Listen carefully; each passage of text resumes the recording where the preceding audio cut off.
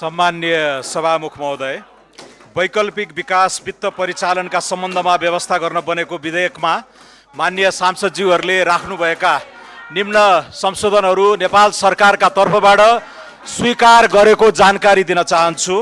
माननीय लिमा अधिकारीले विधेयकको दफा 2 मा खण्ड 6 मा द्याय बमोजिम थप गर्ने संशोधन राख्नु भएकोमा बैंक वा भन्ने शब्दहरूपछि पूर्वाधार भन्ने शब्द थप गर्ने यो नेपाल सरकारले स्वीकार गरेको छ।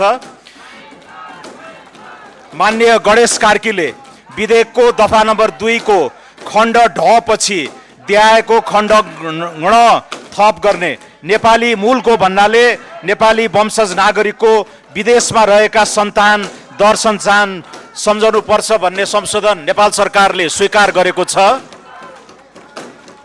मान्य लिमा अधिकारीले खण्ड ङ को सट्टा द्यायको खण्ड ङ राख्नुपर्ने, वैदेशिक रोजगारीमा रहेका नेपाली नागरिकको विप्रेषण कोड, रेमिट फन्ड र गैर आवासीय नेपाल वा नेपाली मूलको गैर नेपाली नागरिकको लगानीमा स्थापना गरिएको सभरेन डायस्पोरा फन्ड स्थापना गरेर भन्ने वाक्यांश नेपाल सरकारले स्वीकार गरेको छ।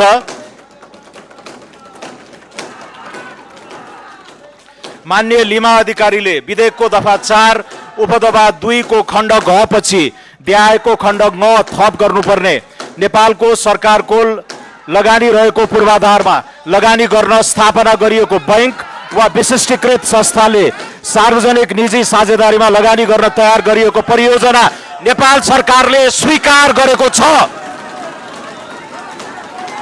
विधेयकको दफा 8 को उपदफा 9 मा द्यायका शब्दहरू राख्ने, उपदफा 2 को खण्ड ख भन्ने शब्दको सट्टा उपदफा 4 को खण्ड ख माननीय गोपाल शर्माले राख्नु भएको संशोधन नेपाल सरकारले स्वीकार गरेको छ।